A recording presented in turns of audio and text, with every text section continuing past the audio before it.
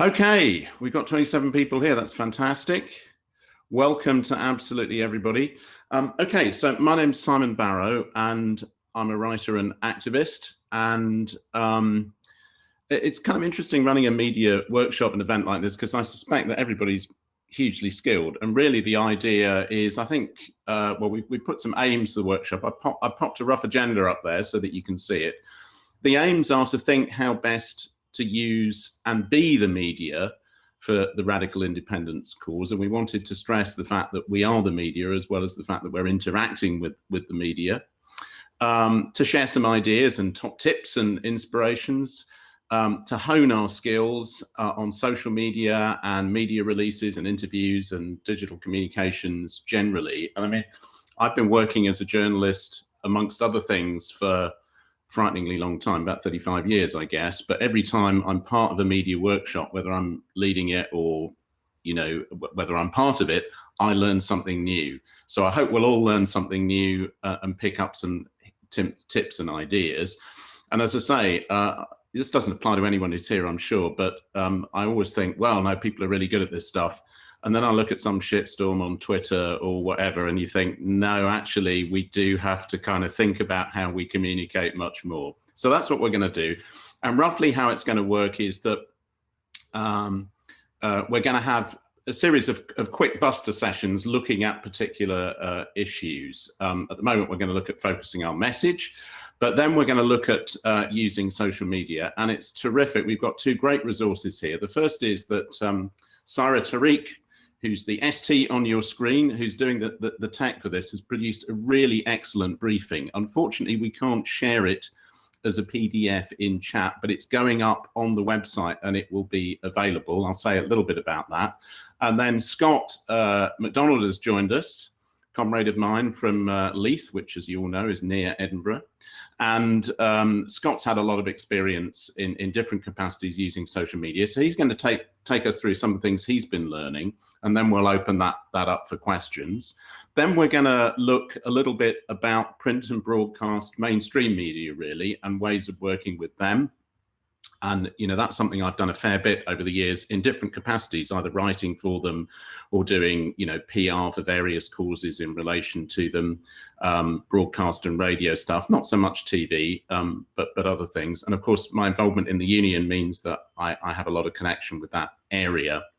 And then what we're going to do is have a general question and answer, people coming in with ideas, your own resolutions and so on, what you want to kind of resolve going away from here, some takeaways that we can share, and then we'll wrap it up. And that should be just after 5 o'clock. So that's really how it's all going to go, I think.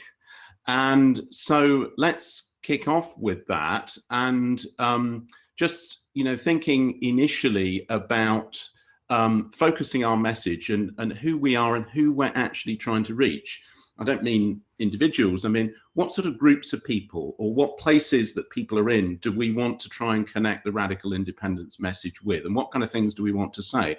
What would be great would be if you could, you know, use the chat in that and just throw in a few ideas about who specifically we're needing or wanting to reach at this stage in the development of the campaign. And while you're doing that, just to say, I mean, one thing for me, obviously, would be trade unionists. I go, usually I'm involved in the STUC through the NUJ, and there are an awful lot of people in trade unions who have a kind of default unionist position. So one of the things, I mean, there's a huge amount at this conference about actually the working class movement and why independence is critical, why breaking with the UK state, the class structure and nature of the UK state, and so on. So that would be one group of people that I would want to connect with. So who else do we want to connect with? People who are, Steve McMurray said, people who are open-minded about independence, yet not convinced. That's an important point. You know, one of the kind of assumptions about working with the media or being the media ourselves is that we try not just to talk to ourselves. People active in their communities, Sarah Glynn has said. Non-voters, Matt Liggett has said, yeah, and that was a big issue, obviously, in 2014. One of the things that RIC particularly tried to do was to engage different people, including working class communities, who feel alienated from the entire political structure. And that's a really important thing. People on the edge of society who don't vote because they feel that nobody in politics represents them. Kat Harvey's just said, absolutely. Any other quick comments people want to chuck in? Community leaders, or people who designate themselves as such. Always an interesting thing. For RIC right now, Alan Graham says, those who were supporters were involved in the past 7 years but forgot we're here. Absolutely. Or think we've been shut down, but we haven't. Also, people are part of the indie community but who feel that their own yes groups lack the edge they'd like to be part of. And then Sarah's saying people are suffering at the hands of the Tory government, disabled people, refugees, working class people. Craig Lundy's come in with independent supporters to convince them to get active rather than just owning a party card or marching once in a while. And Matt Liggett has said, Orange Order, maybe not. Well, there is someone on Twitter called, is it Orange, not Orange Order for Indie, but something like that, which is quite interesting. Okay, I mean, we could go on and you will have your own ideas about that. And I think then in terms of the messages that we want to communicate, again, those will have different starting points. For some, it will be disability issues. For other people, it will be climate change. For some, you know, then it will also be anti-racism. And of course, because we're essentially intersectional in the way that we look at it, we're going to be looking at how to link those messages together. You can't isolate them and so on, but you need a starting point. And the starting point will be whatever it is that people are feeling closest to, where they're at the cutting edge. Radical Catholics and Quakers, faith groups, in my day job, my way of earning a lack of income is that I run a think tank called Ecclesia, which looks at beliefs and ethics and politics. So, you know, that's something that's close to me, obviously. People who are scared of any kind of political change, which mean they won't pay their mortgages.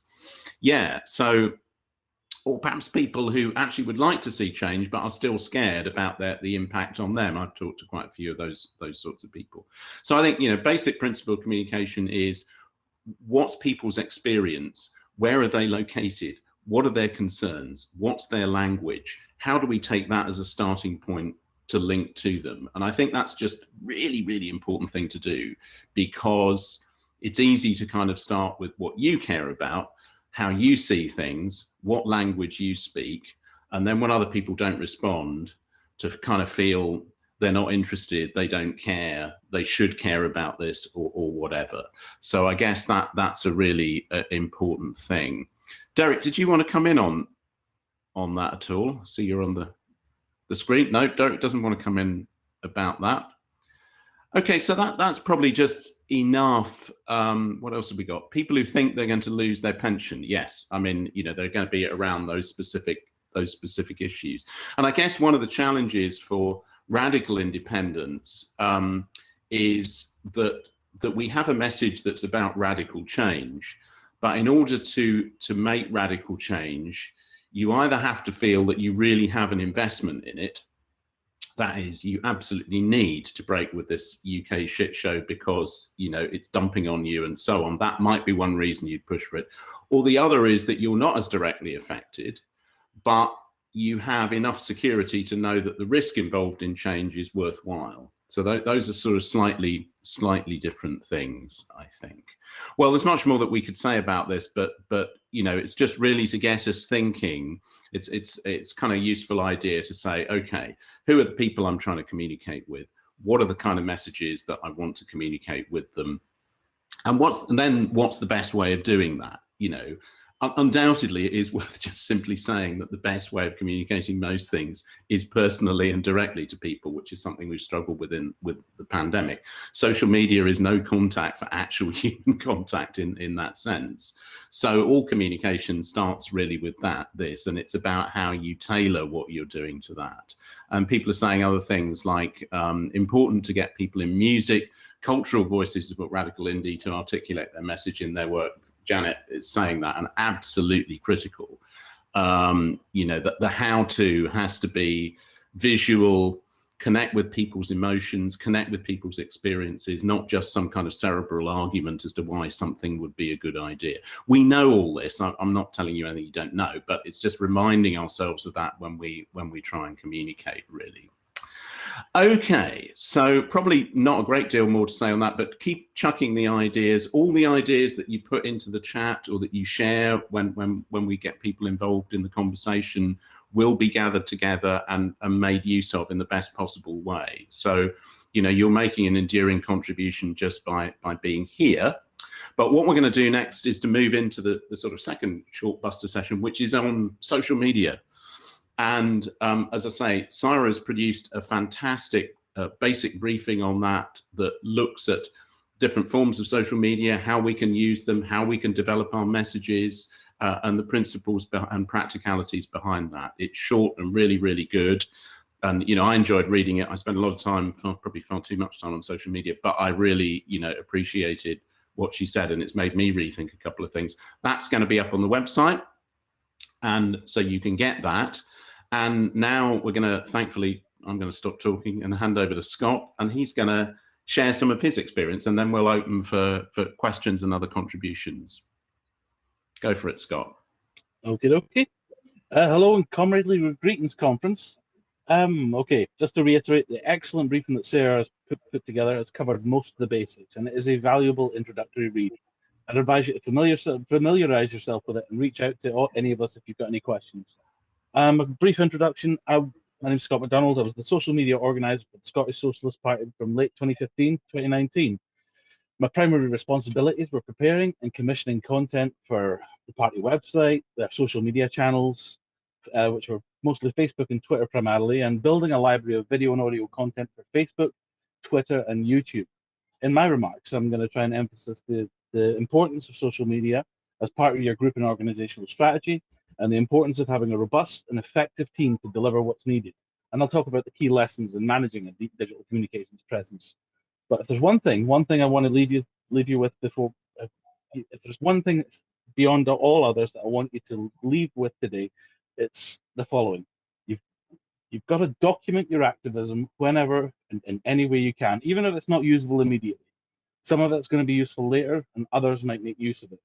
You want to document demonstrations, public meetings, street stalls, fundraising, door knocking, leafleting, one-to-one talks in the street. Document any and all of it. You've got smartphones, cameras, the works, pieces of paper, write it down, whatever. I mean, the thing about that is it's all valuable resources for later on. And I mean, why the social media of a political organization, it should reflect its choices, its priorities, and its activism. It is a hand-in-glove adjunct to the political and organizational work of the local group and the broader organization. I mean, I view a social media presence as a parallel and complement to other work. I mean, in comparison, a busy street outreach stall can have around 1,500 people pass by in about 2 hours.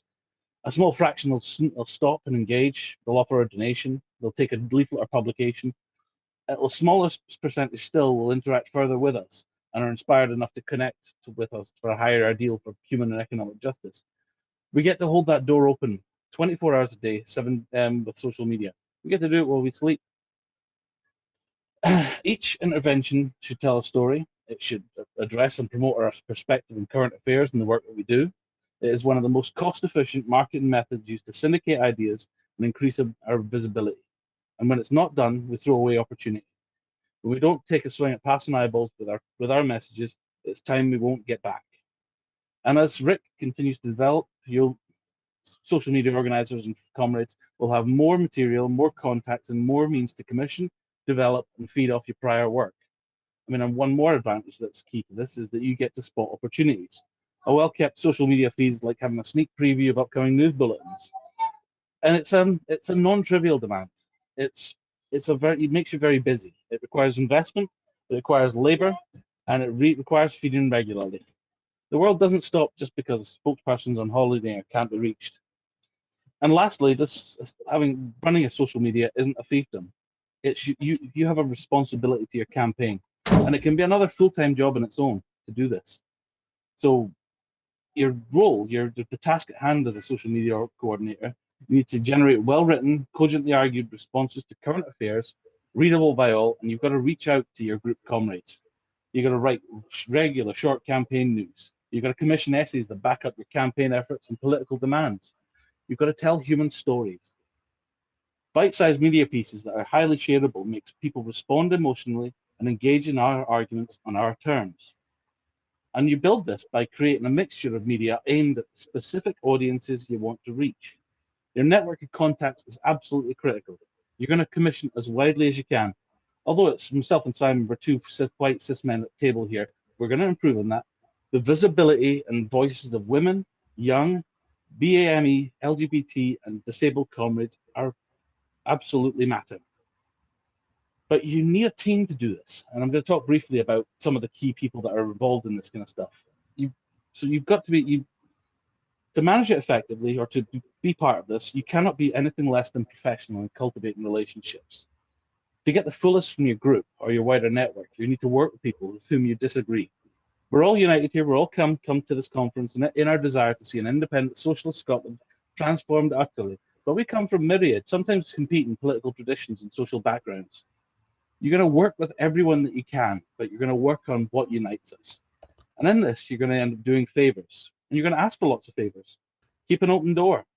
From across party lines and congruent campaigns that work aimed at working class liberation, you treat everyone with respect and kindness. And you're going to find that that's rewarded over and over again.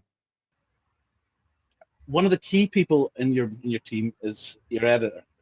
There are many excellent communicators in this room, but a good editor blesses your work. A good editor enriches it and makes everyone be at their best. They eradicate your typos. They clarify your thoughts. They make your work flow, sometimes even sing. And you've got to treasure your editors. They're worth their weight in gold. And always, even if you don't have an editor, you always want to circulate your work internally for sanity checking. You really can get tunnel vision staring at the same piece of work for hours. And there's software that can help. Grammarly is a good, useful tool for checking your writing for any number of grammatical sins. Another person in your team would be a great photographer is another essential to building a social media presence.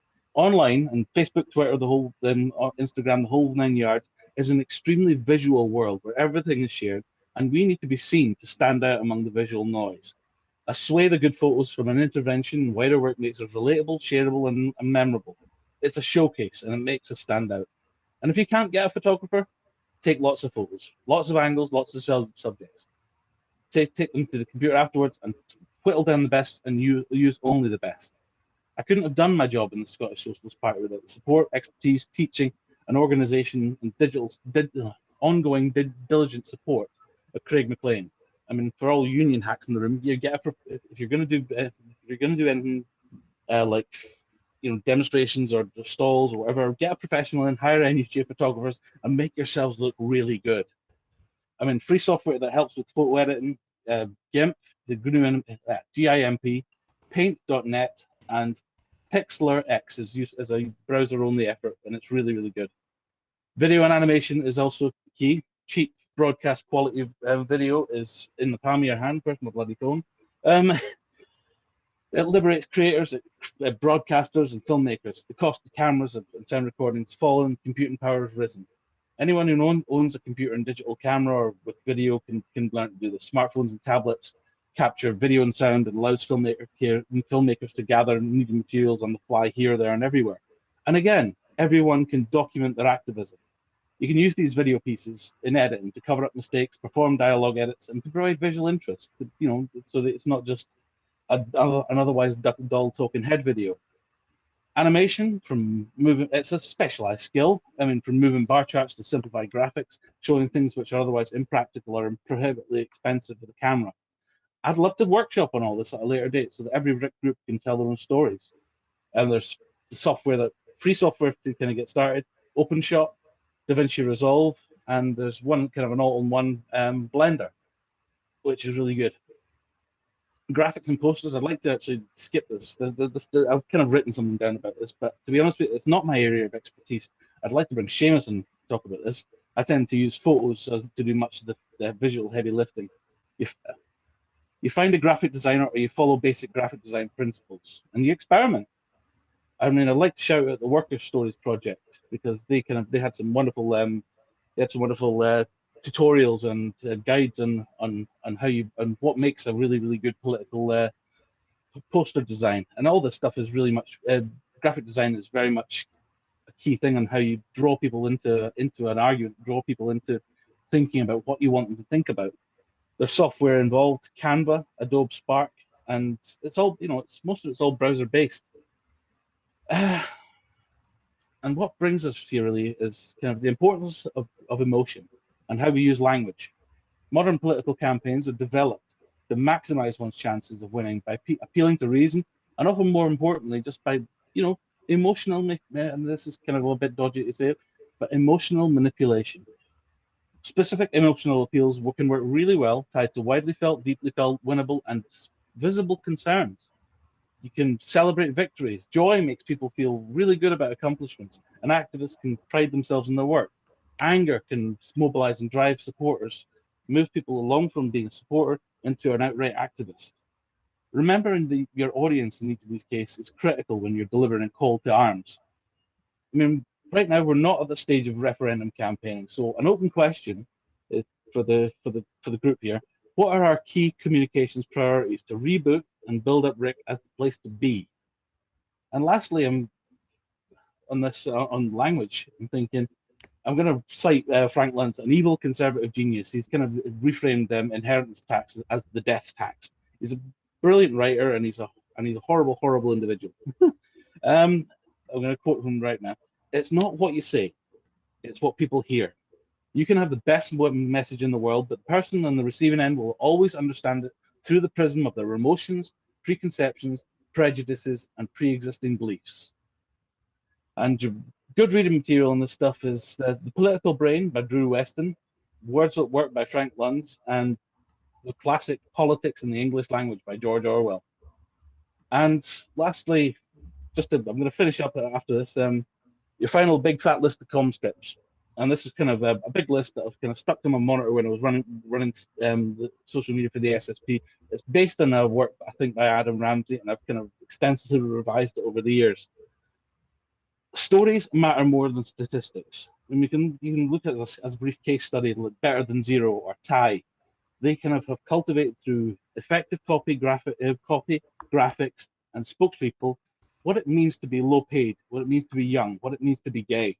People relate much more to human stories than they do to statistics.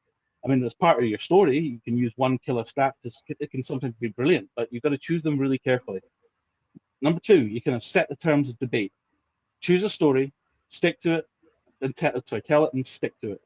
People generally won't remember what the individual things that you say, but they'll remember the general point of the difference between you and your opponent. You want to choose that fault line, you want to own it, and you want to use every statement that you make to highlight it. Repetition is key to, number three, repetition is key to people remembering your message, not just for the next 5 minutes, but also for the next week. Do it over and over and over again in various ways. And before you don't underplay face to face. At least one of the times that someone hears your message, it should be, and it really should be face to face. People remember conversations far more than they do when they're doom scrolling.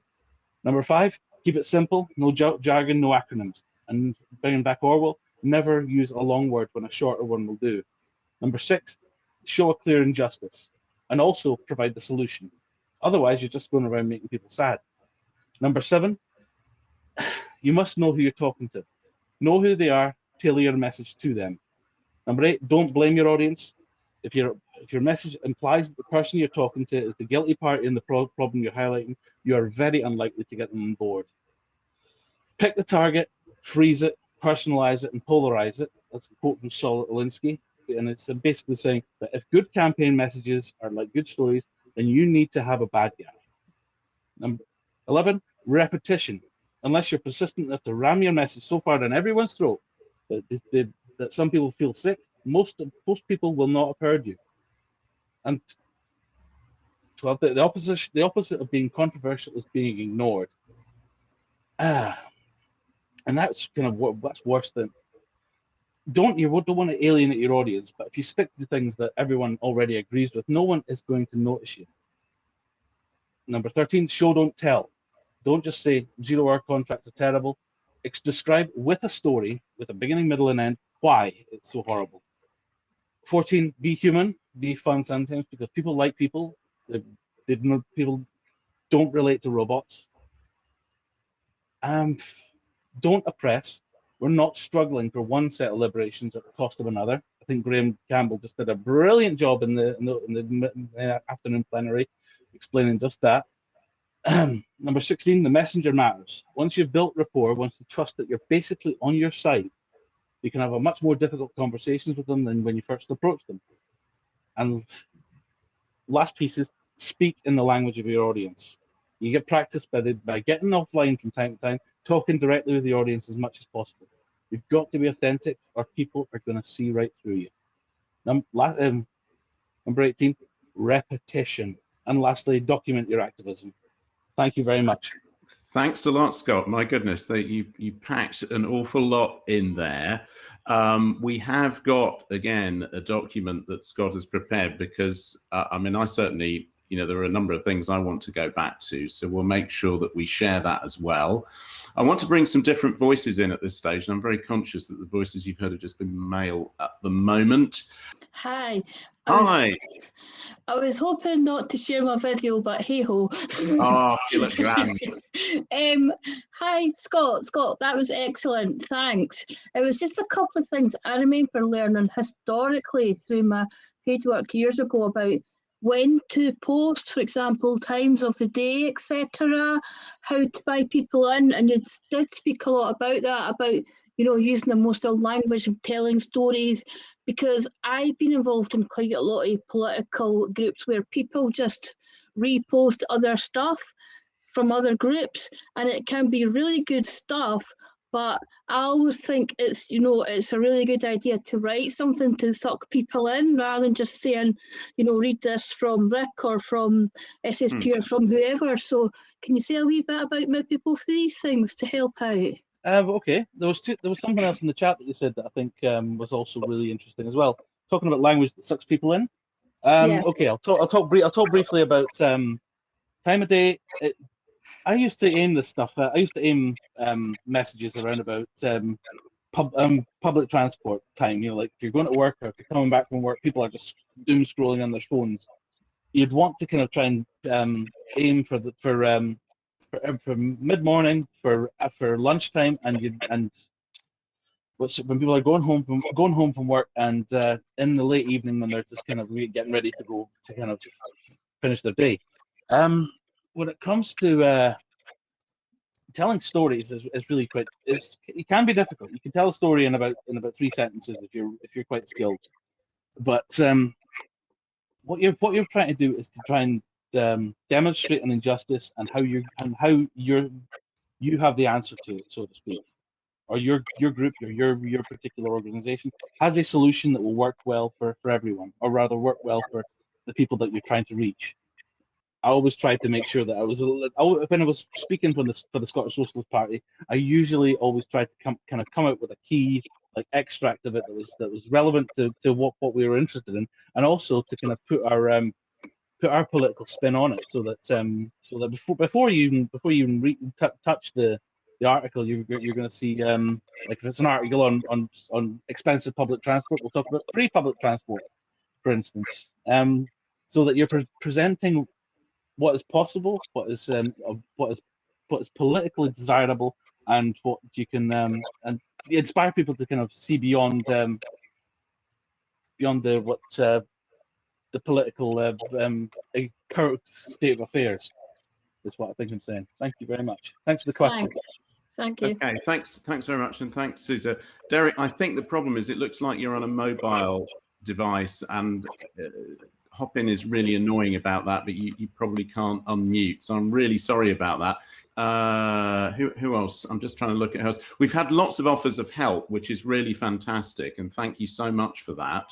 I wanted to bring in another voice before I just move on to the next bit, which is to say something a little bit about legacy media, mainstream media, whatever you want to call it. Who am I going to look for here? Sarah, you were talking about keeping your own records and not relying on Facebook and all of that kind of stuff. Do you want to come in and just say something about that? Here's Sarah. Yes, fantastic. Thank you, Sarah. Well, Sarah, just say. It was simply, from experience. I absolutely agree. Taking photographs of everything, you never know when it's going to be useful, and it does just. It's always something to share, something that's different. But we lost an awful lot of stuff as Scottish Solidarity with Kurdistan because we just and they closed our site because we shared photographs of Abdullah Öcalan. Now, obviously, we have a particular problem, but you never know when these, we are relying on people who aren't basically on our site. So, yeah, keep your own records was basically what I was saying. And yeah, and it's so easy actually to keep things quite well. I mean, I'm terribly messy when it's a real desk, but actually to keep things well organized on a computer is so easy, and it's always there. And then you can reuse them as well, actually. Yeah, no, that's really helpful, and actually a really useful reminder, because I just had to clear my desktop completely before this session because I'm rubbish at filing, but it really does make a big difference. And as you say, not being reliant on the big tech companies for storing all your stuff, because that could go badly wrong at times. And then, of course, the 3 rules of computing, which are keep a backup, keep a backup, and keep a backup. I expect all of us have fallen foul of that as well. So thanks for that contribution, Sarah. Oh, hang on, looks like we might have Derek on a laptop. That's very good. Yes. I'll go to Derek on a laptop. But as I say, we'll hear from Derek. Then I'll do something about mainstream media. And then if there's something, it's open Q&A, just ask Sarah, and we'll try and bring some people in for other comments. But Derek, go for it. Hi, sorry for that. No worries. In terms of media, like social media strategies, I don't really have anything to add. No, it was more on the you were saying about artistic stuff, and I think you may have referred to a project in Dundee. And that's what it wasn't on our agenda, but that doesn't matter. The agenda's there to change. What was that you were? Sure. Well, it's just the idea of repetition and seeding the message in the work, and it follows some of what Scott was talking about. We run a label called Make That a Take Records, which is kind of inherently involved with our political ideas, and it's about using, even if the music itself is not necessarily politically motivated, basically our collective has existed for 15 years. There's a record label come out of that I run, but we do a lot of community activism. We've done a lot of fundraising campaigns over the years. Food Not Bombs Dundee has kind of come out of the collective as well, and we always have oftentimes have tabling at our events with our mail order for records and such like. We're always including some sort of political materials, whether that's like kind of support, charity work, whatever. And it's about being consistent and using different mediums to talk about talk about the same ideas, like having more of an open forum to have these kind of difficult political, a new space to open up discussions about political ideas, like coming from punk rock and anarchism, and how that all ties into each other. It's a way of opening up a conversation and a space, and it's something that we don't try to force down people's throats, because oftentimes engaging in political discussion can be polarizing, which as a means of ensnaring an audience into discussion online can be a productive thing and a way of engaging people. How can you engage people's emotions? Indeed. And music is a good way of opening. Is a key way of doing that. Thanks very much, Derek. That's terrific. And also just a notice, thanks for your contribution. Notice we've got Matt Lygate on there, who did the famous Empire Strikes Back thing, which got, absolutely massive media attention and really almost 600,000 views, but literally wasn't planned, he's saying, totally emergent activism.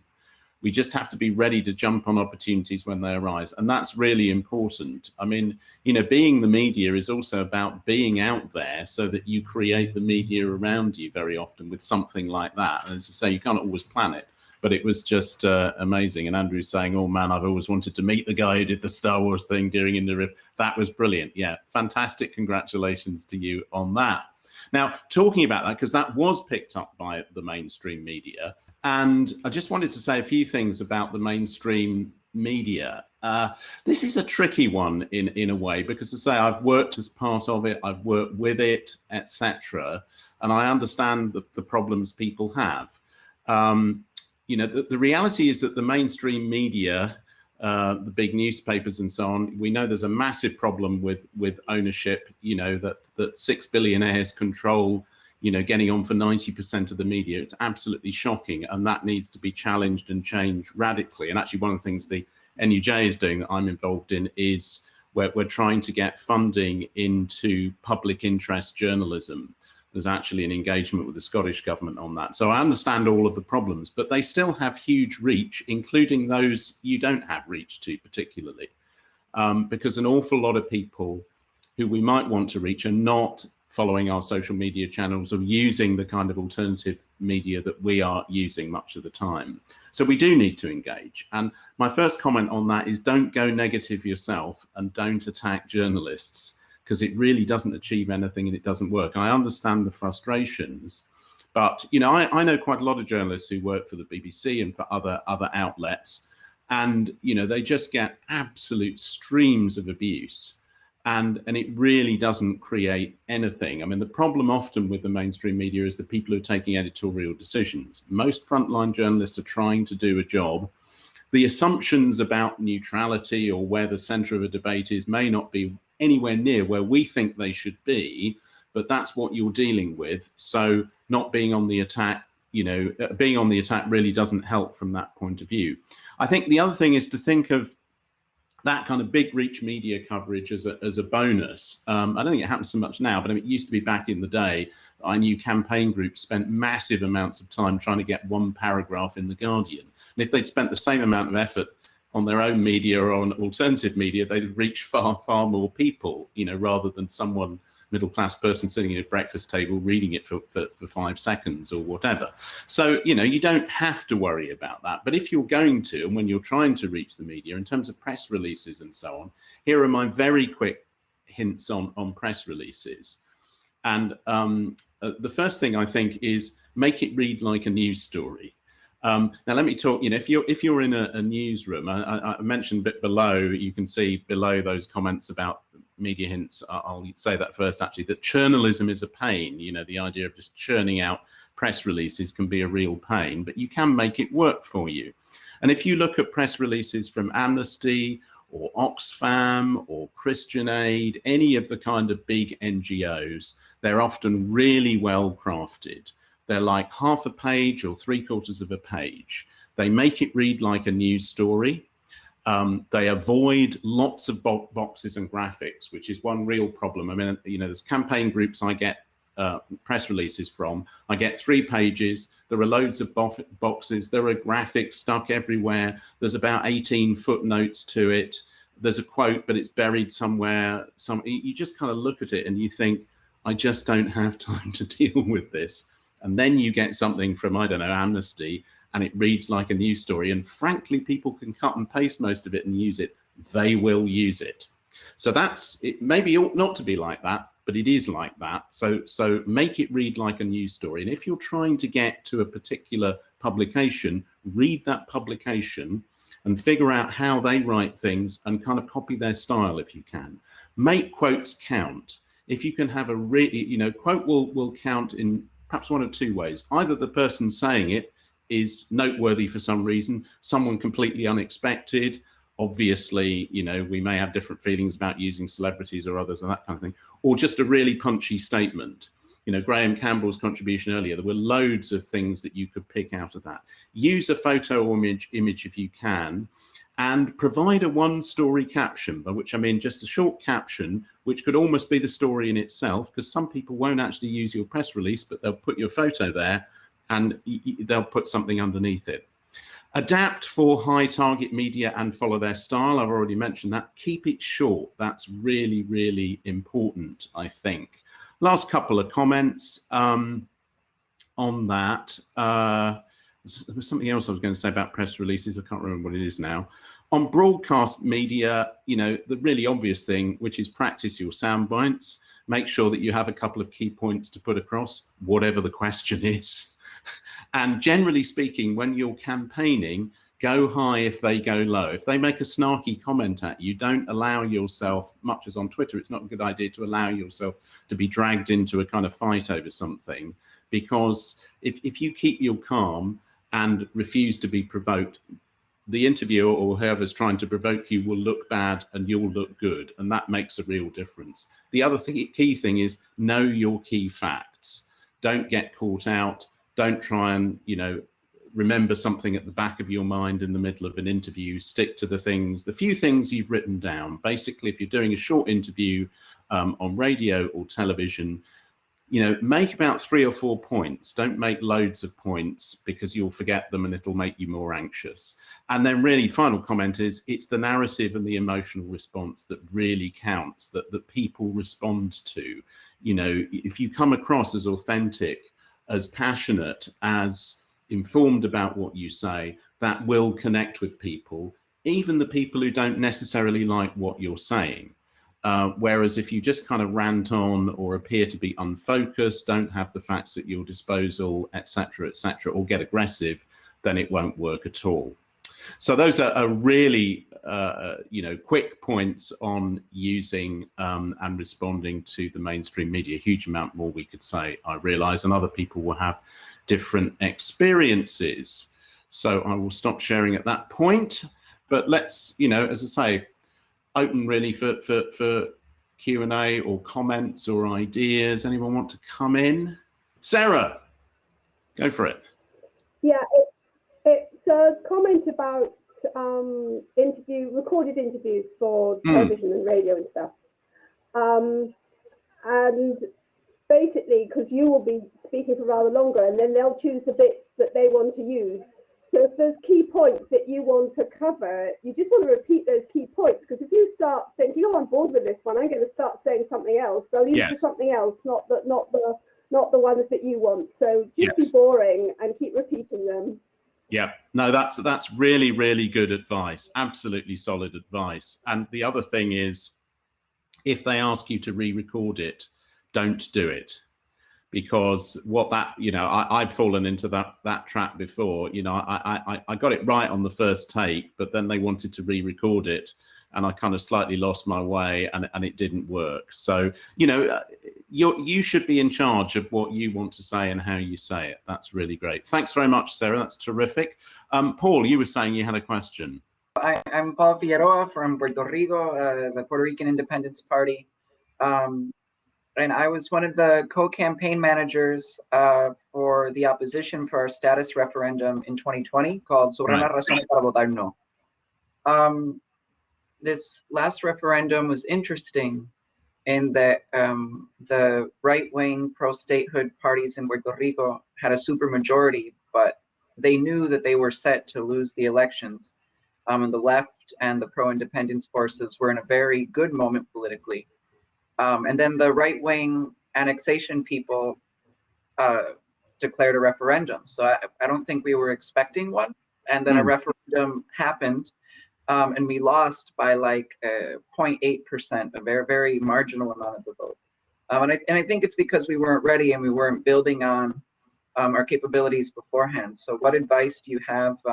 How do you propose using, or how have you in Scotland done movement building on social media in anticipation that a referendum will at some point happen? Right. I think I certainly don't have any kind of monopoly on wisdom on that. I mean, I think one of the issues that we've had to face, as you say, is great uncertainty about the timing of the whole thing, plus also people massively disagreeing about timing. And timing does, you know, but I think in a sense, because you can't control any of that, you can't control when the right political moment arrives. You can recognize it, hopefully, but what you can do is actually, as you've been saying, Paul, is to build solidly so that you're ready for that moment. And I mean, the actual reality at the moment is, in terms of a referendum in Scotland, is that, you know, all the polling, and I know people are skeptical about polling, but by and large, a lot of it's pretty good in terms of its indicativeness, indicates that the country is very much split 50-50. And therefore, we need to win more people over. And the people who are going to decide the referendum, I think, are going to be the kind of people that the radical independence movement can connect with. You know, the idea that, you know, we've got to try and win over conservative voters or whatever. No, they're not the people who are going to change it. It's people in working communities who are disillusioned with politics, but could turn out, as they turned out last time, but could turn out even larger numbers and so on.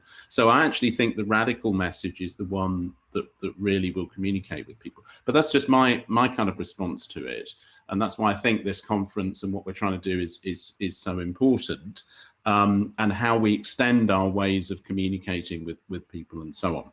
But enough of me. Let's bring in other voices. I'm going to bring in Andrew briefly, and then Craig was next, and the legendary Matt. We must make time for you. Well, listen, I just wanted to say that it's been really interesting, particularly the stuff that Scott was saying. I found that really interesting. Great. But one of the things I wanted to say was that we should kind of learn from the opposition. We should learn from our enemies. So if you look at the way that the right win elections, you look at the way Donald Trump win elections, you look at the way that the Australian right wins elections, it's by 3 or 4 words, constant repetition, bombarding people with lots of social media content. We're losing the meme wars. That's what I think. Yes. We need to be able to, I know it's kind of controversial, but I think that we need to kind of be able to have a 3 or 4 word slogan and be able to get that across to people. Because frankly, lots of young people, it's all about TikTok, it's about videos, and we need to be able to engage in that level. Yeah, no, I think that's really important. We don't need to engage in, for example, the industrial scale lying of Cummings and the Vote Leave people, which unfortunately does seem to work at a certain level. But I absolutely agree that we need very clear messages and to get them across in a variety of ways. So, you know, that's where a certain amount of professional investment in, you know, thinking about who you're trying to communicate with and doing that is really important. I absolutely agree with you about that. Craig, come on in. Yeah, I wanted to talk about division of labour. Scott and yourself, Simon, have said, you know, I went out for a wee while, so I didn't see everything. But you have mentioned the fact that it's labour intensive and that there's a lot of work needs done to do it right. And as Scott says here in the chat, newsrooms are typically understaffed, and that's true. There's so much work to be done to get it to make a good job of this. However, on the upside, when we have a big movement, and if we can get, you know, tens of thousands out in the street, we have a reasonably big movement. Most of them have access to mobile phones. This is something, I don't know if Kevin's still here, but this is something Kevin's been trying to stress since way back, you know, 2012 or 13, India Live started. And the idea, you know, becoming the media, that's been their slogan from the start is don't hate the media, become the media. Yes. If we can get enough people involved to do something, then, you know, the recording of what's going on, filming it, is relatively simple, and it's something that can get better pretty quick. Now, I'm not saying that there aren't some real skills to be developed as a cameraman, you know, and of course there are, and as a photographer. That doesn't mean to say that we can't record things, and we do, and you know, so that's one of the is get things recorded that in the past were just talked about, and we weren't sure how many people were in certain places. We weren't sure certain things really happened. Now it all gets recorded. But I think going the next step in terms of becoming the media is about dividing up amongst people certain categories of things that they're going to be analysing, recording in terms of words, content, not picture content. Right. In terms of what has been spoken about out there. Because that way we can do what actually the only thing, you know, thing that has to, I said not the only thing that it's the hardest thing of having the kind of revolution that we need, and that is to be able to critique everything that's going on. You know, it's a kind of Gramscian point, isn't it, that they own everything. You know, they own all the information, and therefore the vast majority of people think their way without wanting to. You know, they want to be progressive and liberal sometimes, and then they come out with things, and we all did it in our youth. We all came out with things, and you know, I was lucky enough to be corrected by activists, some left activists at that time, that would just say, "What do you think you're saying? Do you not realise this, or do you not realise that?" And you know, with the collapse of the unions, the collapse of the big left movement, that doesn't exist to the same extent. It still does for some people. But the thing is, we could bring it back, and we could bring it back even more if we got everybody involved in saying, right, I'm going to concentrate on nuclear stuff. I'm going to concentrate on eco stuff, and I'm going to make sure that it's all out there and that we're getting it critiqued and people are writing about it. And this is a crucial thing, cooperating to do it. You know, we're talking to each other, networking and doing it together. Right. Thanks a lot for those comments, Craig. I mean, they're very important points. It's a question, you know, of extending our capacity as well, and who can do what. You know, there's a lot to be discussed there, kind of strategically, I think, which we'll come back to.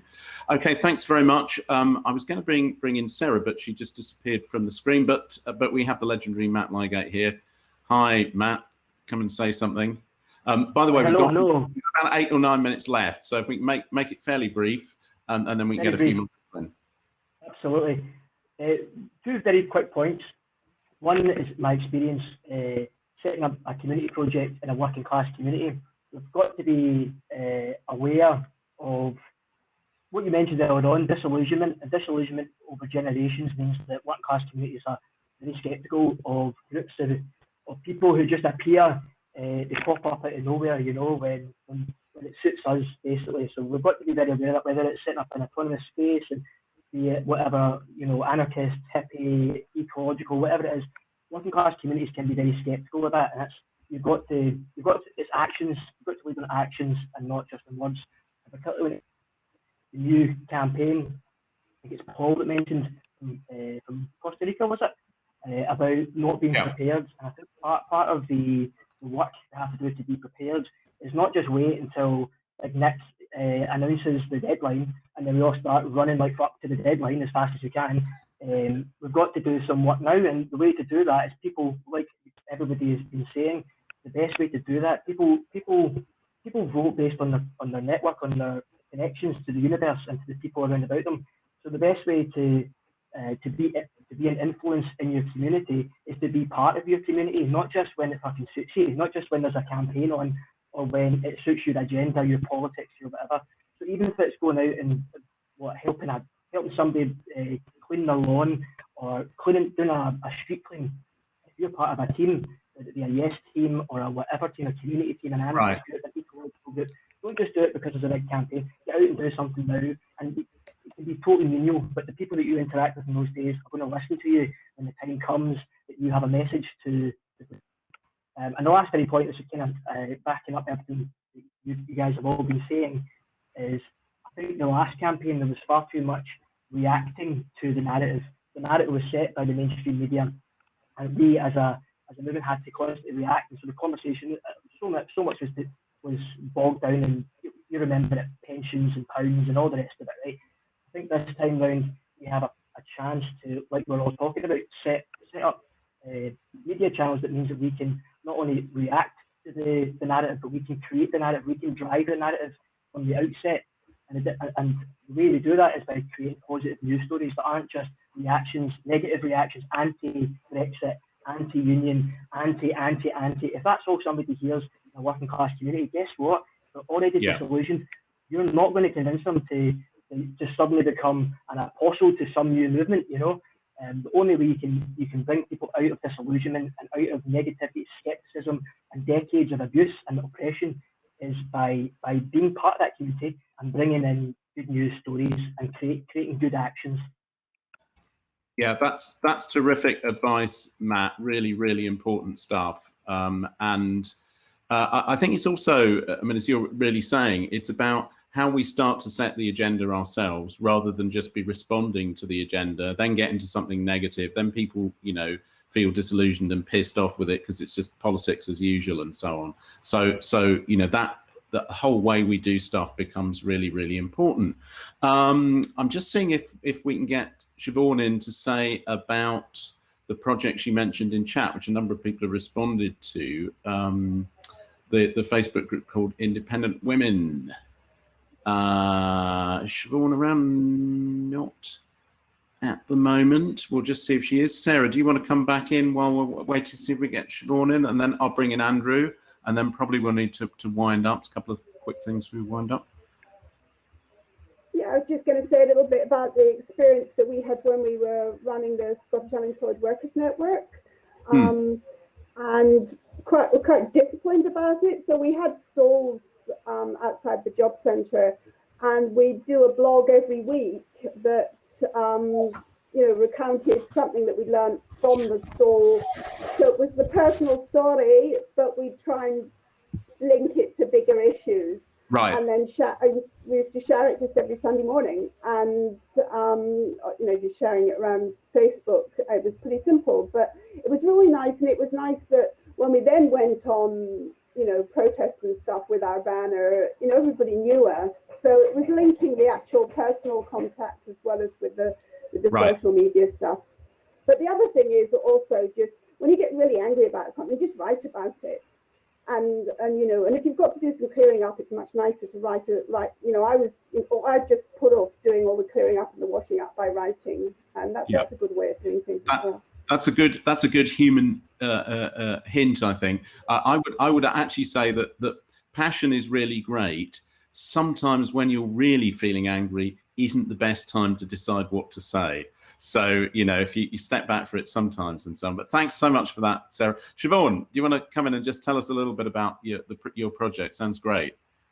Hello, everyone. And Scott, fantastic. Love your tips. So myself and Sam Patton, who goes on Broadcasting Scotland as a guest. I don't know if people know that. We started a little Facebook group called Independent Women.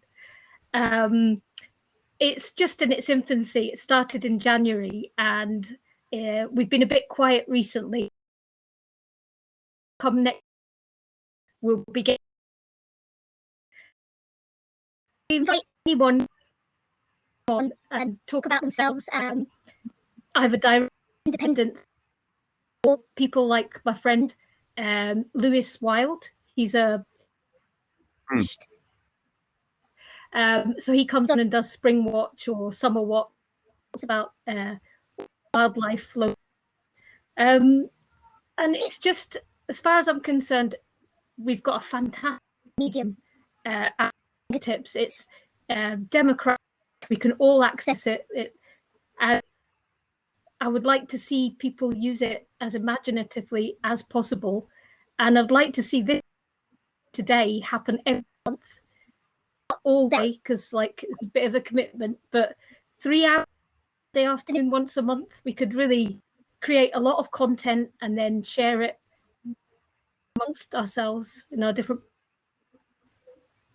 That's great. Thanks so much, Siobhan. That's really fantastic. And I'm sure lots of people will want to connect with that as well.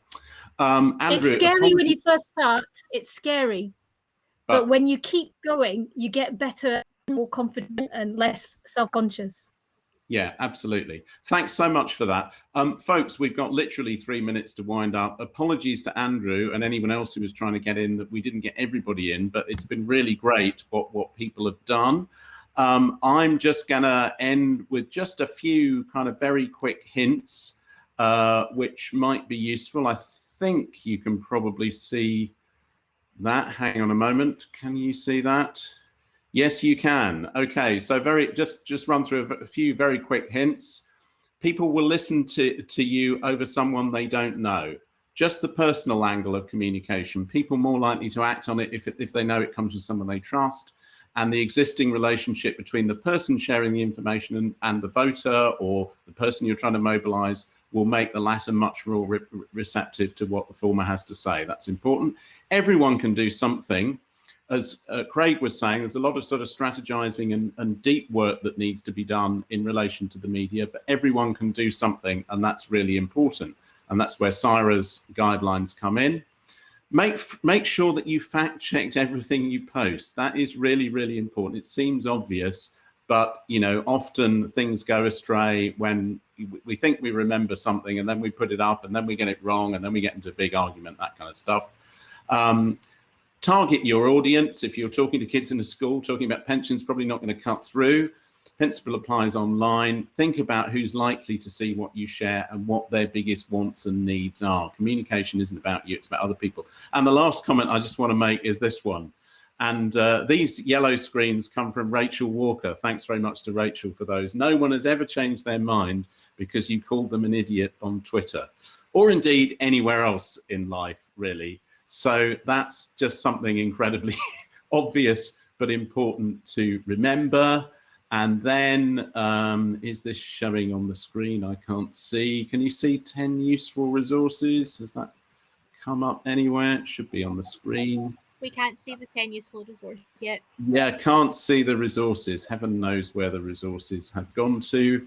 I did post them earlier, and we'll put them up and get those to you. But basically, there were things that we've mentioned, like Canva, like various websites where you can put your stories together, whole lot of things like that, which are definitely useful and that can be helpful to you.